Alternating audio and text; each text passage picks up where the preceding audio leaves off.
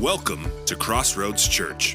Whether you're connecting online, in person, or on demand, thank you for making this time part of your week. If you are new to Crossroads, you might be asking yourself, what is this place all about? Well, it's pretty simple. Peace on earth. We are an open and affirming community of people committed to following the peacemaking path of Jesus. And this peacemaking path leads us to focus our work on rewriting what we call the 5 unacceptable truths. These unacceptable truths are 5 realities that hinder human flourishing and destroy peace on earth. Together, we work to replace spiritual emptiness with spiritual vitality, poverty with physical and financial flourishing, fear of the other with inclusion and affirmation, illiteracy with education and opportunity, and modern-day slavery with freedom. This is what we mean when we say, hope is here. Over the next hour, we will experience the divine mystery together as we sing a few songs, listen for wisdom, and share in communion so that we might leave here inspired and equipped to follow the peacemaking path of Jesus in our everyday, normal lives. Blessed are the peacemakers, for they will be called children of God. Well, hey, good morning. Welcome to Crossroads. We are very glad that you are joining us, whether it's here in the building or online. So we introduced this song a couple of weeks ago, and I think it's going to become a favorite. So if you are willing and able, would you please stand and sing with us?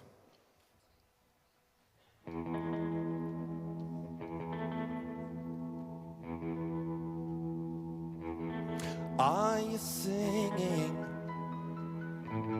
'Cause I love your melodies. Are you dancing? Wrapping your arms around me. Are you laughing? 'Cause I like to make you smile. Is it just a whisper?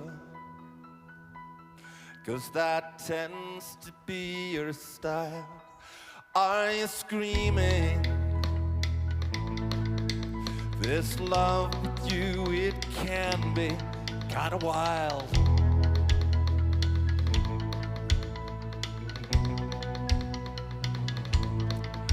So come and change my focus. I don't notice where you're going. Here it comes and change my focus. Help us know what you've been doing over us.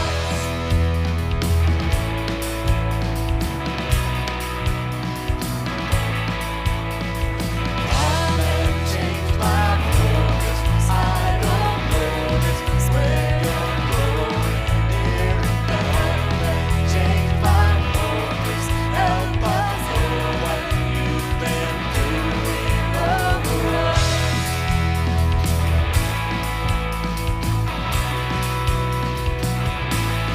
Are you moving like the wind blows through the trees, baby? Are you asking? It's just to slow it down and breathe. Yeah, I've been chasing something I can't see when I keep waiting. All this time you've been here right beside me. So come and change my focus. I don't notice where you're going. Here it come and change my focus. Help us know what you've been doing all over us. Come and change my focus.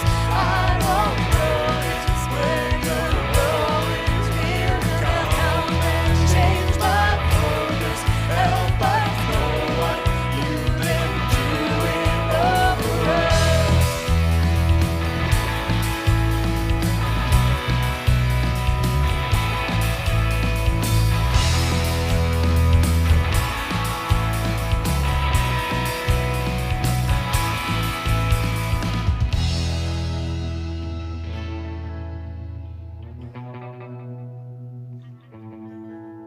Are you calling me out of my mind, out of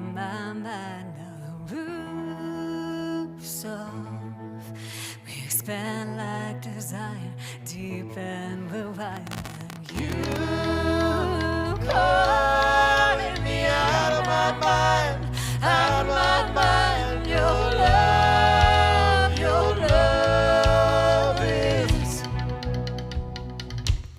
kind of wild. Come and change my focus, 'cause I don't know this where you're going. Miracle, come and change my focus. Help us, Lord, what you've been doing.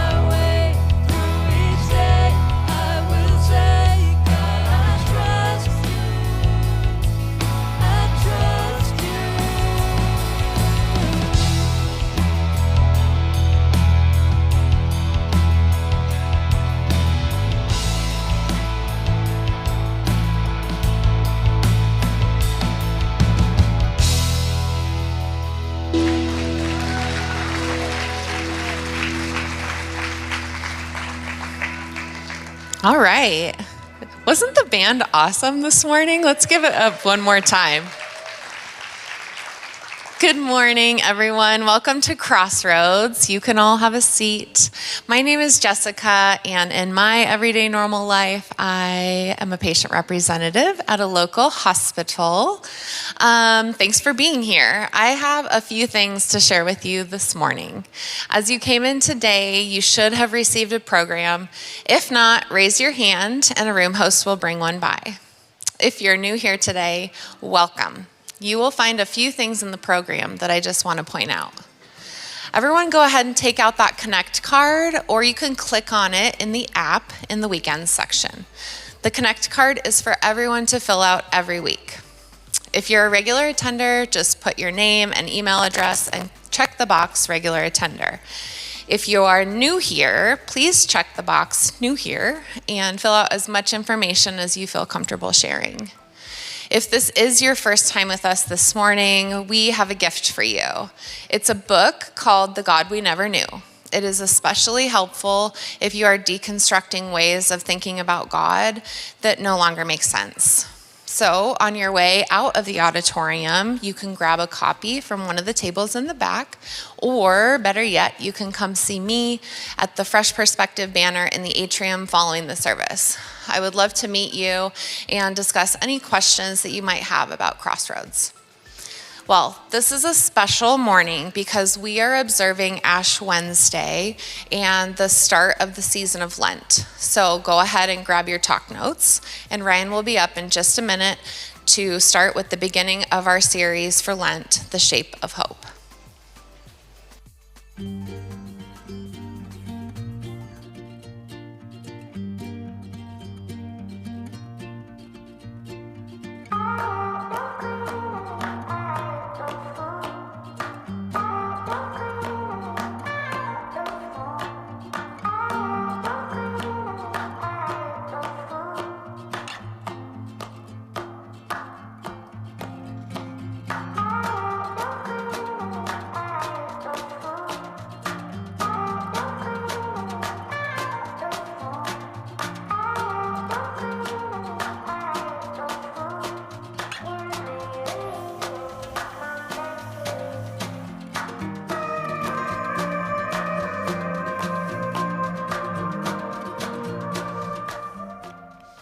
Good morning. Nice to see you all today. Thanks for coming out. It is Ash Sunday. We always joke around, we're like too lazy to do Ash Wednesday. We got things to do on Wednesdays. We're already here on Sundays. As you can tell, I'm not a super religious person, so the idea that not doing it on Wednesday and doing it on Sunday like brings joy to my heart. Just to push against the grain a little bit. Well, if you are a guest this morning, if this is your first time here at Crossroads, maybe you're tuning in online for the first time or you're catching this on demand, thank you so much. My name is Ryan. I'm the lead pastor here at Crossroads Church. My pronouns are he, him. I am a white, cisgendered, heterosexual male born into a Christian home, middle class. This country was built, the laws were built, the Constitution was written for people who look like me, believe like me, love like me, and it has afforded me all kinds of privilege at the sake and at the expense of the oppression of many others. And part of following Jesus for me and for our church is to recognize that reality and to follow this peacemaking path of Jesus into wholeness for everyone. Philippians gives us this beautiful picture of this living Christ that took on flesh, dwelt among us, took on the role of a slave, a servant, gave up all privilege to bring life to all. And so that's what we're trying to do here. And so if you are a guest, that's a good understanding of just a little bit about what we're about, what I'm about. And that really is what we think the kingdom of God is all about, is bringing peace on earth, wholeness, fullness. It's not about some place you go to when you die, but it's about how do our lives right now contribute to that reality. One of my favorite scholars is known for saying things like, heaven's doing just fine, it's earth we should worry about. And so I live a very earthy faith. That's the idea. So I'm not too worried about life beyond this one because I know that God is love, and in love there's no fear. So all that is there. So great to have everybody here. This morning we're kind of beginning this new journey, and it's a Lenten series, this season of Lent, and we're calling it The Shape of Hope. And we're going to talk about hope for the next few weeks. Not hope as denial of reality. How many of y'all know people like that? They have so much privilege like me, they can live in denial, right? We can turn off the news. We cannot worry about certain things because it's never going to affect our lives, right? But that's not what we're going to talk about, right? We're not going to talk about hope as this attitude of pretending everything is fine. But we're going to talk about hope as something that takes form, that takes shape, something that has texture and weight to it and presence in our lives. Because hope ultimately is not just something that we think about, right? Some of you that are talk notes people, you're like, man, he nailed that first talk note early. Sweet. I'm going to get out for brunch and not lunch. That's what you're thinking. Don't hold your breath. Sometimes we imagine hope as this thing that we think about, that comes into our minds, but hope is something we actually experience with our bodies. And that's really where we are today. And I think that's why this season within the life of our church of Lent doesn't begin with this big lecture on what Lent is all about. There's not a debate about whether or not Jesus was really born of a virgin or didn't know. But it starts with this embodied moment where we take ashes and we put them on skin, where we take our fake candles, because we don't want to burn the building down, and we turn them on, but we hold them in our hands, and we recognize that there's breath moving through our lungs. See, faith and hope, these aren't just ideas, right? They're things that we practice, and we practice them with our whole selves, right? We practice them with our whole selves. And many of us come into this Lent moment, this season where we launch, where we think for the next 40 days about our lives, where we think about our relationships, we think about the areas of our lives we want to see growth in, the area of our lives we might want to see transformed. But some of us, we enter, and a lot of us, I think, we enter into this season already carrying this kind of awareness in our bodies. We carry this idea that something feels disconnected, that we feel disconnected, maybe even a little disconnected from reality. Do you ever feel like you're kind of sitting there and maybe you're scrolling through your socials or you're watching the news or you're talking with somebody and you feel all of a sudden like disembodied from yourself and you're like, what is happening? Like, what am I hearing?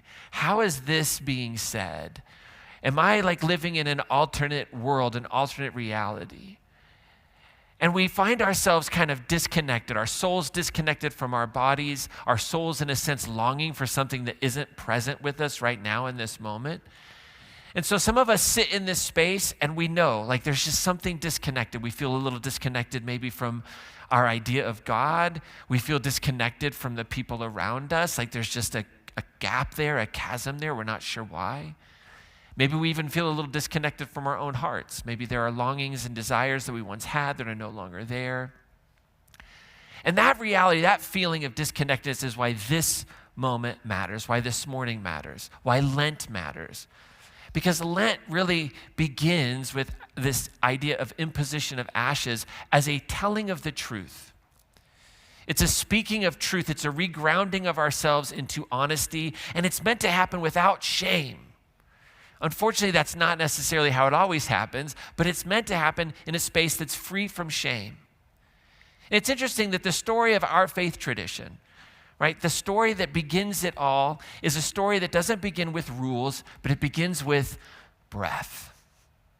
Right, if you're familiar with our kind of ancient creation mythology that helps bring meaning and making, and if you know me, I don't take things literally, I don't read things literally, but I take them seriously. And this ancient myth that we have as a part of our tradition, one of the creation stories that we find in our scriptures, really speaks to this power of how we begin with breath, right? That we begin not with a bunch of rules that are laid out. Like our creation story isn't about rules, but it's about breath. In Genesis chapter 2, verse 7, we hear these words. Then the Lord God formed the human from the, what's the word? Yeah, it's up there, dust. From the dust, right? From the dust of the ground, and breathed into their nostrils the breath of life. Like our story begins with this understanding of the power and the sacredness of dust, of earth, of flesh, of skin, of breath. The sacred story here doesn't begin with souls that are floating, disembodied, someplace far away. That's not the start. That's not our story. Our sacred story begins with bodies. It begins with bodies that are formed from soil, animated by divine breath. And what this story is telling us is that embodiment, bodies, are not a problem that God is trying to fix. As much as parts of our tradition want it to be that, want this story to be about controlling our bodies and telling our bodies what they can and can't do, this story tells us, no, bodies are the vehicle of the soul. Bodies are good, and bodies are formed, and bodies connect us and ground us, and embodiment is where our journey with the divine begins. Your body, your presence, your humanity, these things are not obstacles to holiness. No, these are the places where holiness meets us, where the otherness of the divine takes shape and form and touches our feelings and our senses. And yet many of us learn to live as if we are disconnected from our own bodies. Maybe we grew up in a spirituality that wanted to live in this very dualistic worldview that said body bad, spirit good. And so what do? Well, we kind of like rush and we numb and we scroll and we perform and we learn to do everything kind of above the body. Like, how can we not worry? How can we actually disconnect ourselves? And so we don't let ourselves experience things in our bodies. Things like grief. Things like joy. Right? Some of us, just the idea of having fun and joy is like, oh, I got to be careful. Careful with that. Careful with that. Can't have fun, can't be joyful, can't have good experience, can't enjoy sex.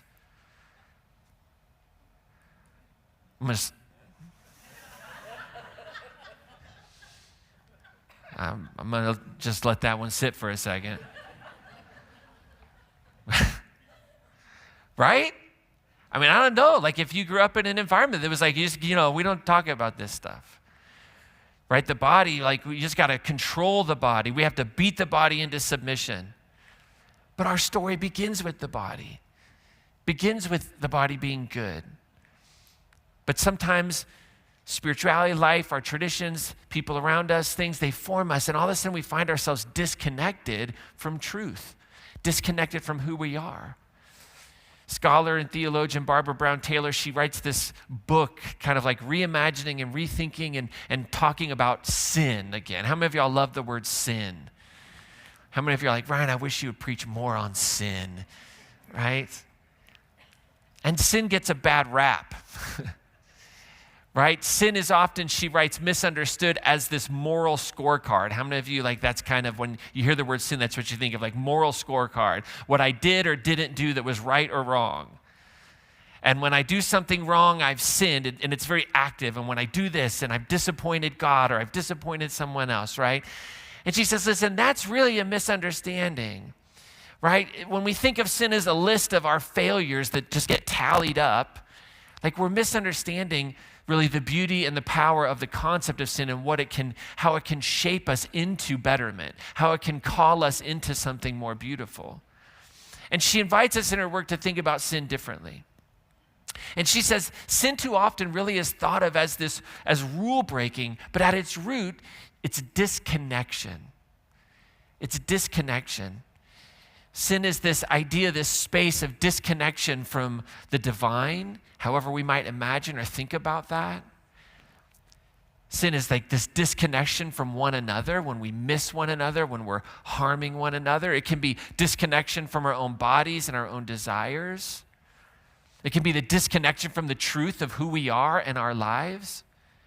And I wonder if this understanding, this way of thinking about sin, right, that it can help us understand why Ash Wednesday or Sunday or Lent, whatever, like why it begins with dust.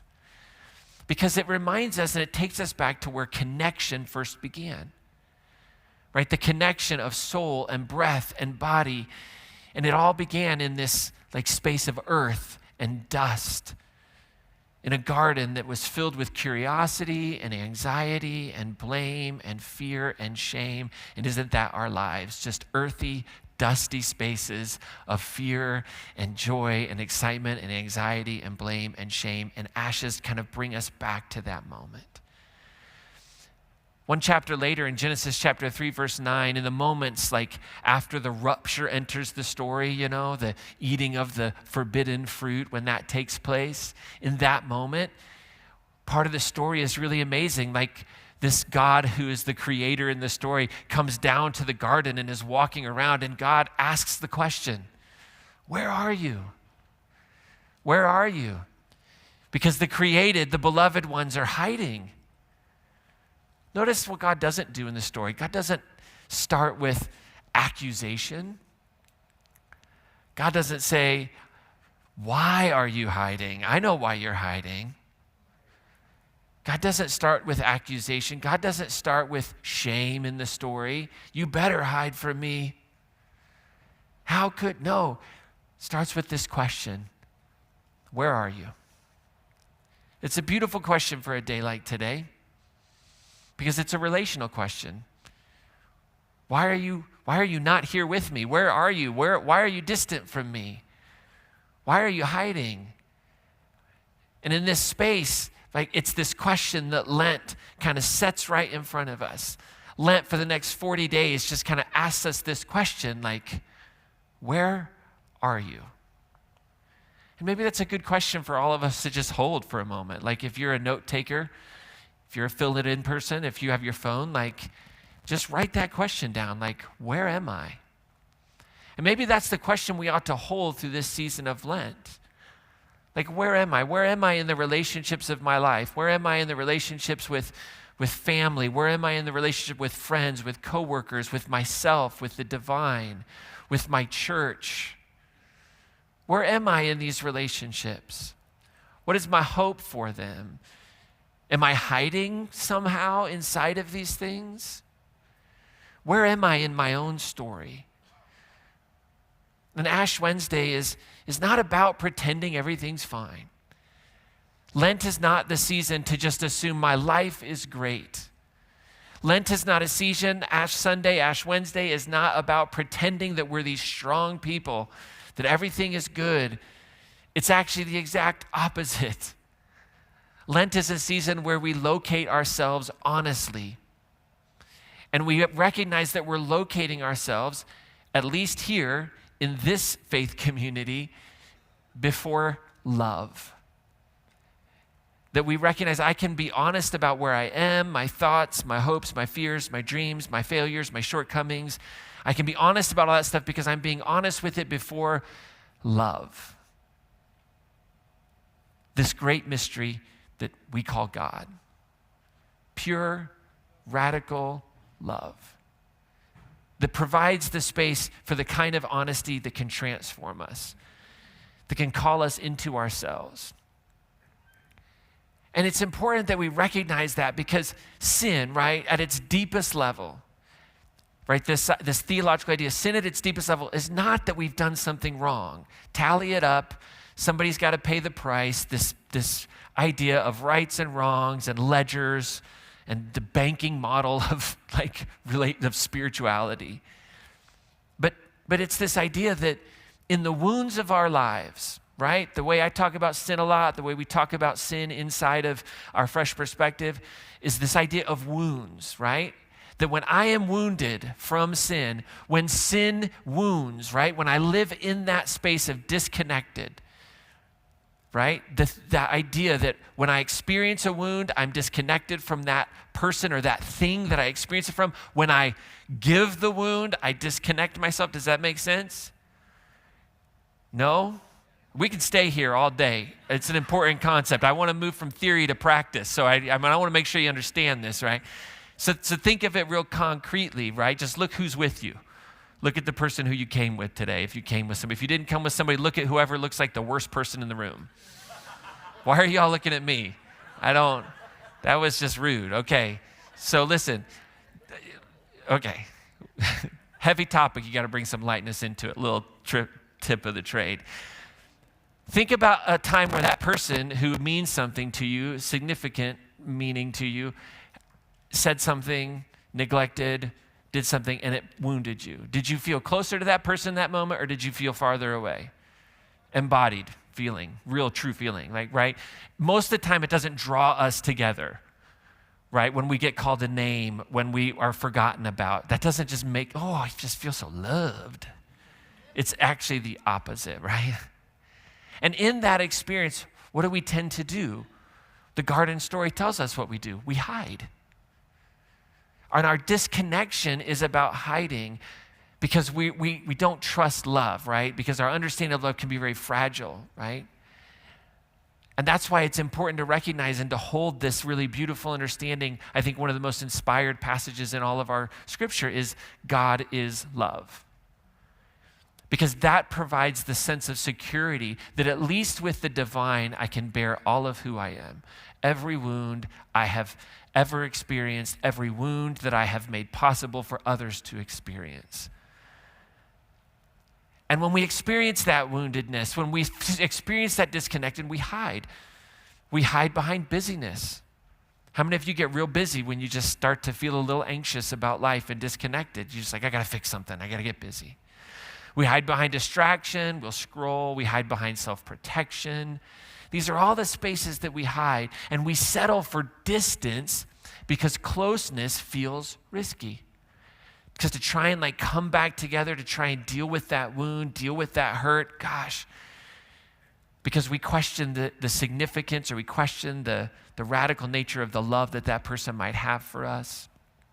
And so we just kind of keep our distance. But the voice of God, right? Those whispers still moves through the garden of our lives, asking this question: where are you? Not to expose you, right? But to find you. It's a question about finding. And so this morning we respond to this question, not just with words like, here I am, but we respond with these embodied practices in our tradition, right? We respond with this way in which we kind of take a disconnected soul from the body and we bring the two back together in these embodied moments. And so today we take ashes and we put that on our skin. Today we'll take a candle and we'll hold it in our hand and we'll light it by flipping a switch on the bottom. Pretending it's a real flame. And we do these things, right? These embodied experiences. And it's important we understand why we do this. Is it just a tradition? Is it just something that we're supposed to do? Heavens no. I'm not doing anything as I'm supposed to do it. So why is it that we do that? Well, it's because embodied experiences, they reconnect us. They reconnect us with truth that our minds alone sometimes can't hold. When we try to just hold things in our minds or in our spirit and our soul, sometimes they disintegrate and we forget who we are. Right? If sin, right, our wounds and our shame, that experience pulls us towards disembodiment, right? Disconnection, then practices like ashes and candles, these are small acts of reconnection. It's why every week when we do our blessing, I invite you to raise your arms up. Does something magical happen with a blessing when you do this? It's not a trick question. No. But what you're doing is you're bringing your body into the moment, a body that is sacred and holy and good and sometimes not performing the way it should, that sometimes brings pain, but it's a part of the whole. And so rituals like this, like ashes, they have this tendency to serve as this beautiful mechanism of reconnection in our lives. And we reconnect with things like, I am fragile. I am finite. I am human. This body is not going to last forever. And it's important that we remember that ashes are not a symbol of shame. They're not a symbol of shame, but a symbol of honesty. Right? If we think of ashes, it's like, oh, I'm just telling you, you're dust. It's all you are. From dust you came, to dust you'll return.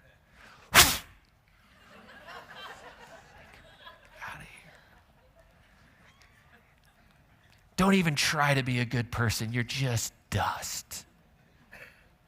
No, we miss it. Dust is where love began the story. Dust is where love did the most intimate work, where breath entered lungs. Like dust is a reminder, yes, but dust can easily be the space where hope can quietly begin to take shape.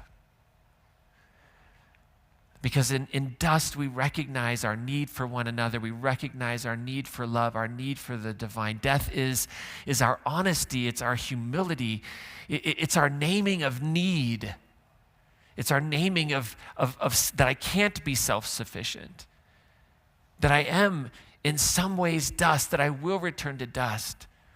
And so I come in that space of honesty. And Lent isn't this season where I then punish my body, right? Like there's fasting involved for a lot of folks in the Lent season. There's like some pillars that people engage in Lent in very intentional ways. So things like fasting and things like giving. So people will be overly generous during this season, right? But it's not about punishing our bodies. That's not what it's about. It's about reconnection. If you're fasting from something, let me just ask you the question, what are you trying to reconnect with? Right? That's why you're fasting. Like fasting isn't about, I'm just going to punish my body. I'm going to not do this. And then hopefully when I pull that slot machine wheel of God will see how serious I am with my fast, and then I'll get the good stuff. You should never engage in a fast until you know what you're trying to reconnect with.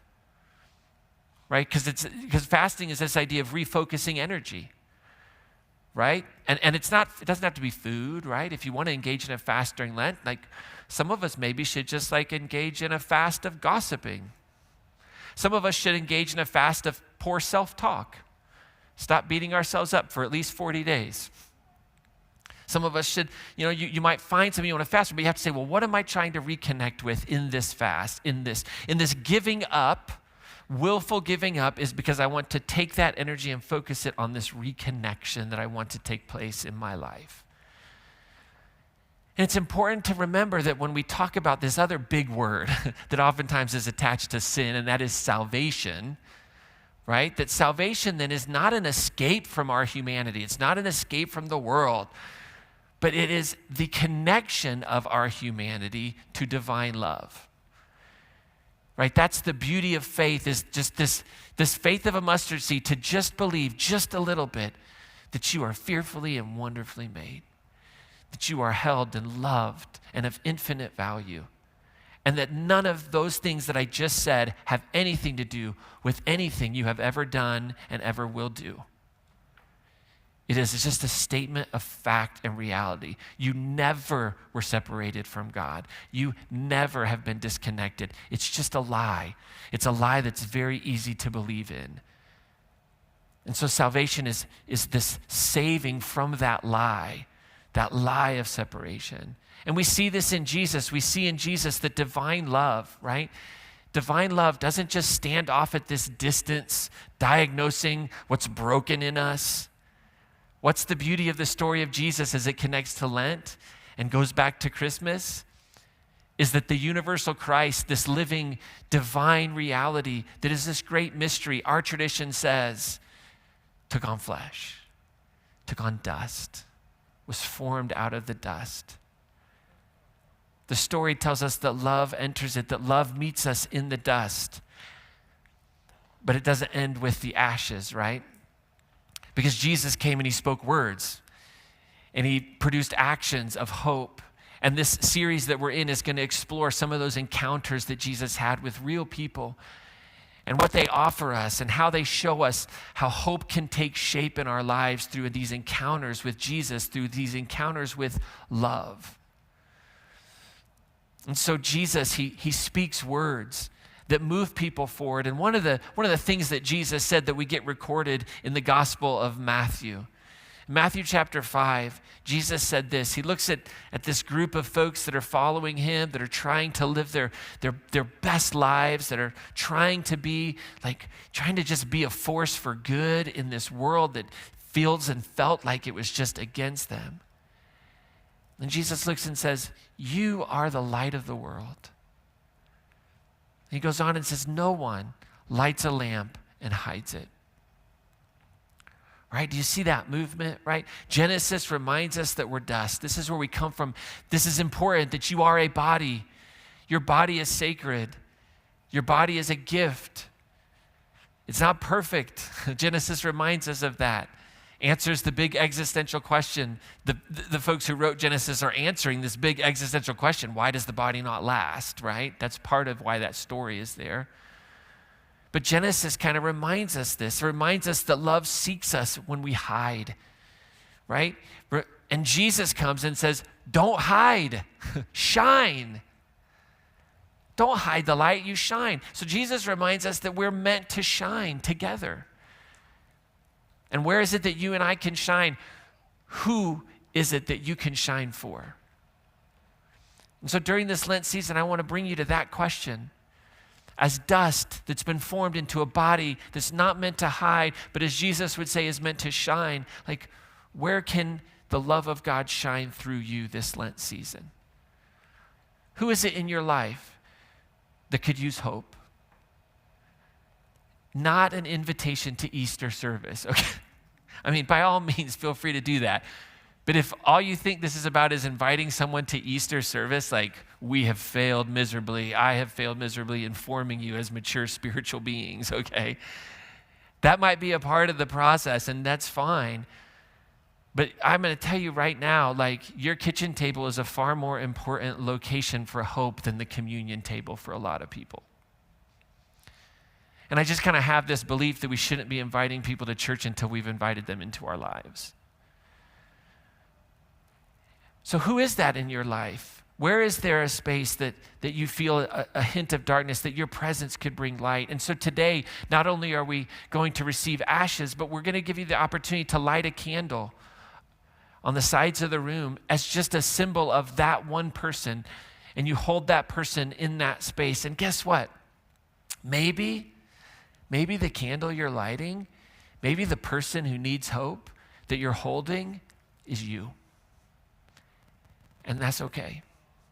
And maybe your prayer is that divine love would somehow send a person of light into your world these 40 days.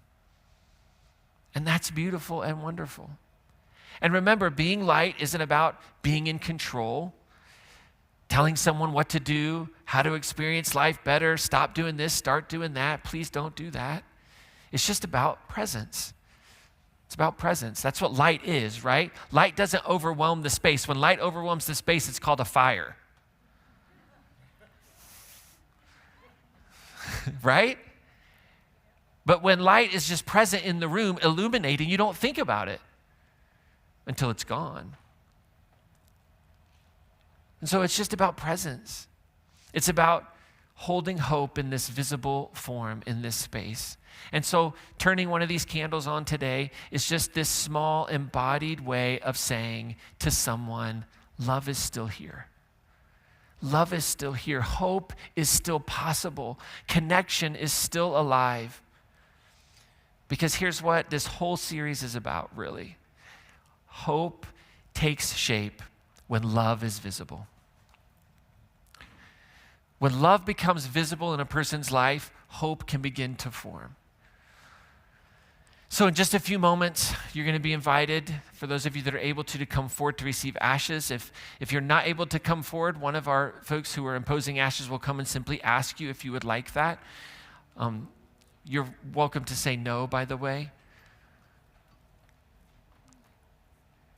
And when you come forward, when you feel ready to do this, just take some breaths. And if there's one moment in your week where I'd love to just encourage you to just pause, it's right now. If there's one moment when you think about the spiritual life that you hold, that you just try and slow down a little bit in this space and not go through some motion of having a cross imposed on your forehead or your hand, but just what is it bringing to you? It's a reminder of presence, that it's in the dust. It's in the dust that you were formed. It's in the dust that love breathes breath into you. Dust is a reminder of your weakness, and the Apostle Paul says, guess what? It's in our weakness that we are made strong.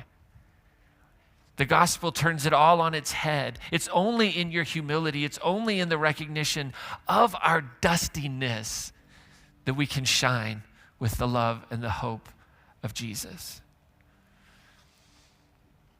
Here's what's interesting. We're going to sing a song that we sing around Christmas time. We've sung a little bit. It's called, "Oh Come All You Unfaithful." That one resonates a little more with me than "Come All You Faithful." It's like, well, that's like a small list, you know. It's Jesus. He gets to come forward. Everybody else has to stay away. But "Oh Come All You Unfaithful," like this song just reminds us of just the truth of who we are.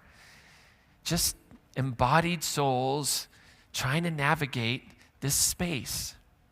We're spiritual realities having a fleshly experience. And so ashes aren't about shame or guilt or judgment in that space. No, ashes are about honesty, honestly understanding our limitations, our wounds.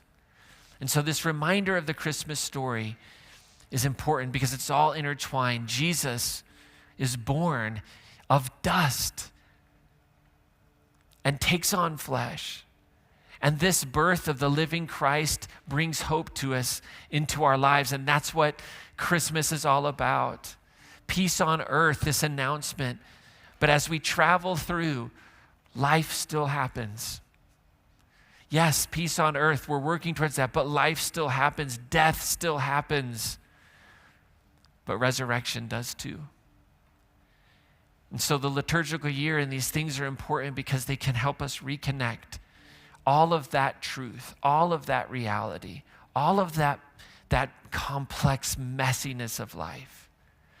And so during this song, you're invited to embody these two experiences. First, to come and receive the imposition of ashes. Pause in silence. Let the words that are spoken in that moment just kind of wash over you. The people who are here to impose ashes, they're going to say, "From dust you came, and to dust you will return." May this mark remind you that when people meet Jesus, hope takes shape. Just be in that space for a moment. And then I would encourage you to just slowly and methodically, thinking about your breath, walk to a candle, turn a candle on for that person in your life, and it could be you, that might need an experience of love and hope. And so there's no rush, there's no pressure in this moment. Just come as you are, come as you're ready. Here's the thing, like this isn't about proving anything to anybody, right? But this morning, these embodied practices are really about allowing reconnection to take place, to reconnect us with this truth that we belong to this great mystery called God, every person on the planet, everything on the planet. We belong to one another, and we belong to hope itself. And so as you come forward, keep this in mind. You were formed from dust, and God's breath still breathes within you. May feel like that breath is a little weaker than it was 40 or 50 years ago, but it still breathes within you. And even when you think you're hiding, even when you feel like you're hiding, God is still asking, "Where are you?" And as you light a candle, remember the words of Jesus, "You are the light of the world." Don't hide it. And ultimately, remember this, hope takes shape, not in perfection. You don't have to show up perfectly, but in presence. Hope takes shape in our presence when we fill the space with love. So I'm going to invite you to stand if you're able to right now.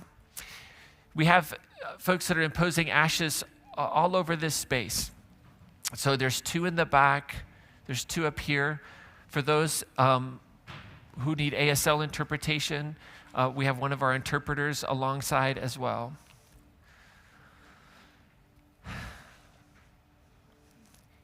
The invitation is for those of you who know you're not faithful, who know that that is a pipe dream. You can never be faithful, but you can come and you can experience the hope that's found in a divine love that breathes life into you. So in this moment, breathe, rest, and understand honesty and humility is where hope begins.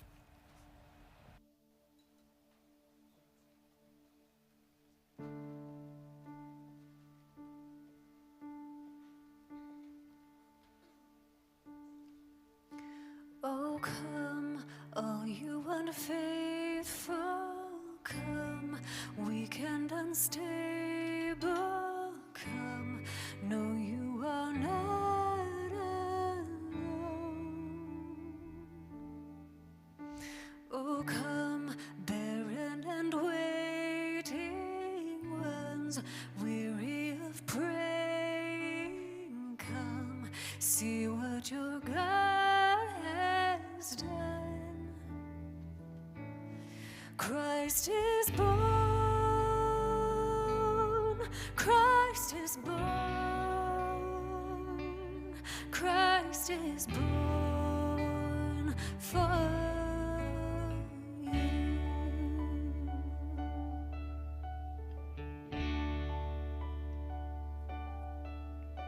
Oh, come, bitter and broken, come, with fears unspoken, come, taste of his perfect love. Oh, come, guilty and hiding ones, there is no need to run, see what your God has done. Christ is born, Christ is born, Christ is born for you. Here's the love that was given, hope for the hurting, his promise is peace for those who believe. Here's the love that was given, hope for the hurting, his promise is peace for those who believe. So come, though you have nothing, come, he is the offering, come, see what your God has done. Christ is born, Christ is born, Christ is born for you. Christ is born,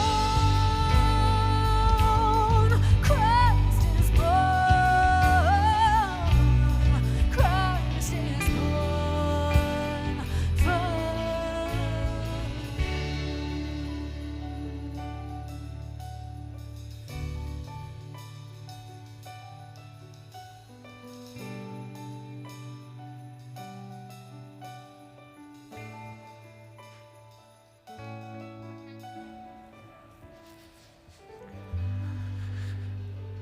So as we light candles, beloved, the universal Christ did not remain distant from our dust. God became dust with us, entered our fragility, our limits, our longing, not to shame us, but to draw us close. In Jesus, we discover that salvation is not this escape from the world, but it's intimacy. It's not separation from others, but it's belonging. And when we meet Jesus, we learn the deepest truth of who we are, that we are God's beloved children. And so together we sing this final song. And may this be more than a song for us. May it be our prayer, our trust, our joy as we sit with the understanding that we are dust. With ashes still on our heads and on our hands and hope beginning to rise inside of our hearts, this song declares, I am yours.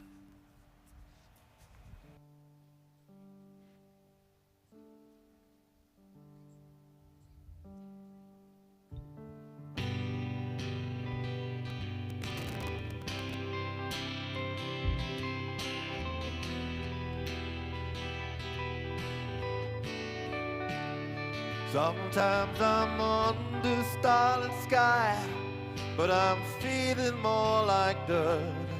How do I forget so fast who you are and what that's worth? 'Cause there's an evidence of you in every corner of this life. So why do I still try to prove that I don't deserve your time? 'Cause I am yours, and you will always be mine.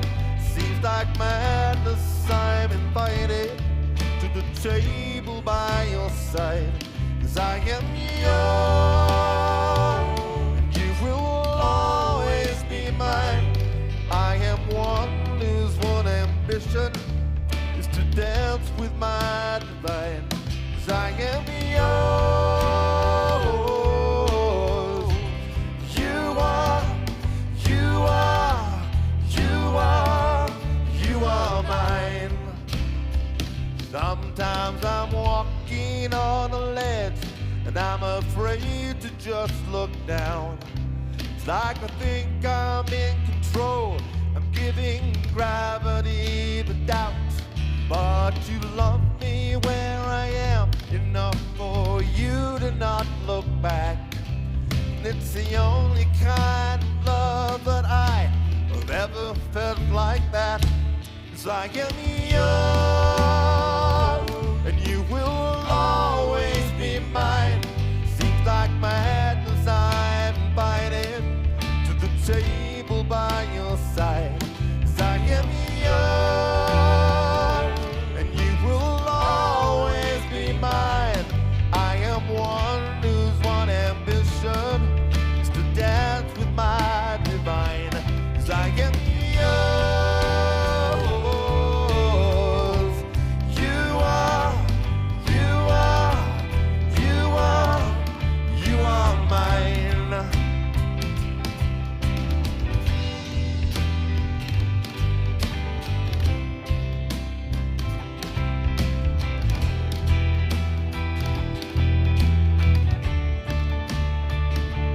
We say no, don't let the rain come, 'cause we've got our reservation. But the water that we need is bound to overtake us. If I had to write a story of the greatest love in time, I would have to sing of you, how I'm this branch and you're the vine. And the romance that we have, oh, it's easy by design. I was fortunate to find you. I'm still blown away in your mind. 'Cause I am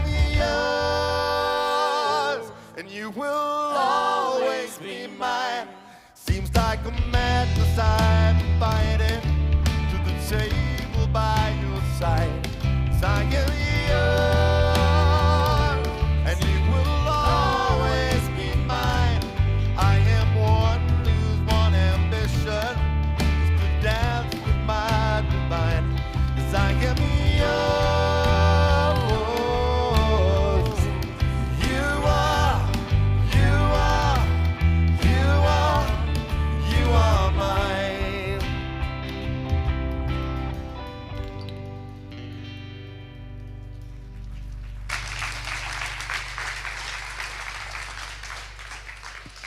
All right, in just a minute, I am going to call the room hosts around to collect your Connect cards, donations, and pens.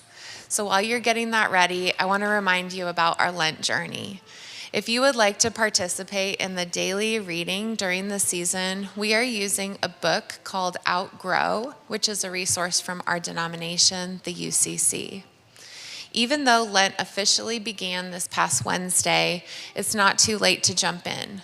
There is still a handful of books available for a $5 donation at the Welcome Center, or you can find the link for a digital purchase and download it in the Crossroads app. So I'll ask you now to have the room hosts come around, and we will get you out of here shortly.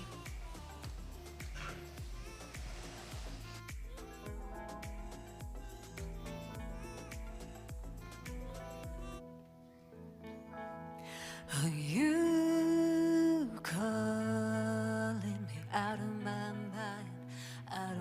mind, the roof's off. We expand like desire, deep and wild. Are you calling me out of my mind? Out of my mind, your love is kind of wild. Come and change my focus. I don't notice where you're going. Near come and change my focus. Help us know what you've been doing over change my focus. I don't notice where you're going. Near come and change my focus. Help us know what you've been doing over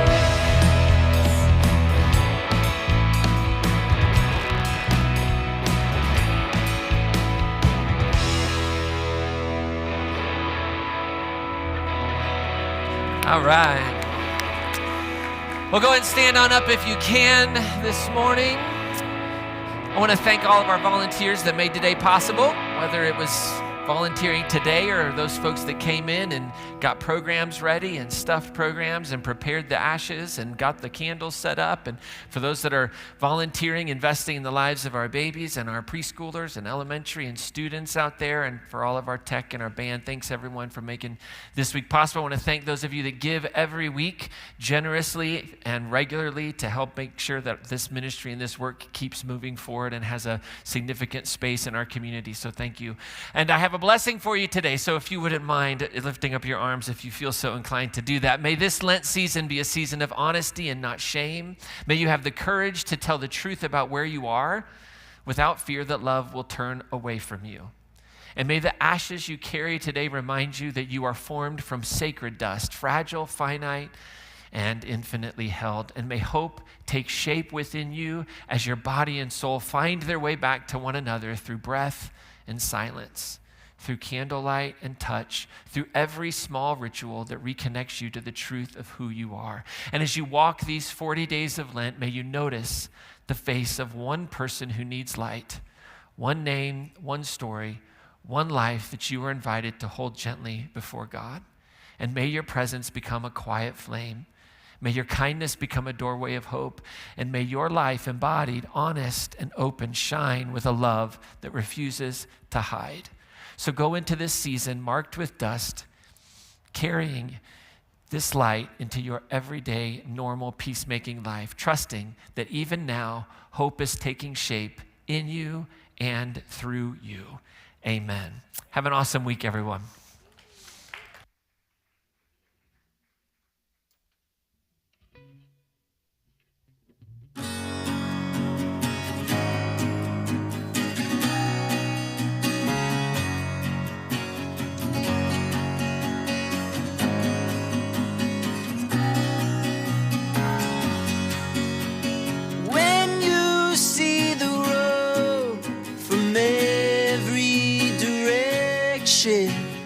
It will give you eyes, give you hope, it'll give you perspective. I've been back and forth, and yeah, I had my crashes.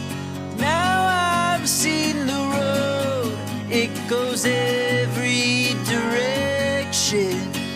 Oh, there are stories to tell, the times we grew and the times we fell. Oh, I've been afraid some days, but the road will lead us to a better place. Road will lead us to a better place.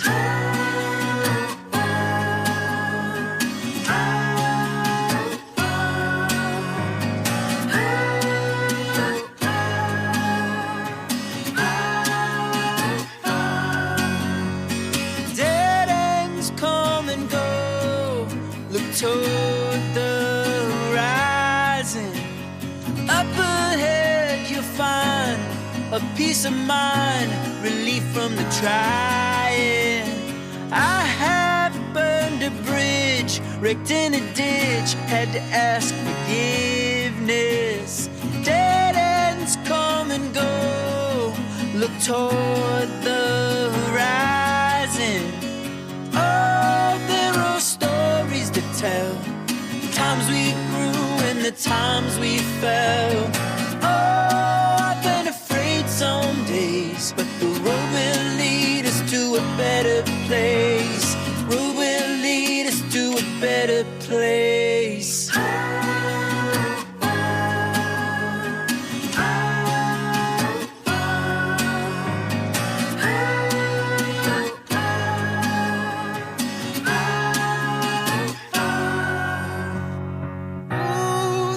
Stories to tell, times we grew and the times we fell.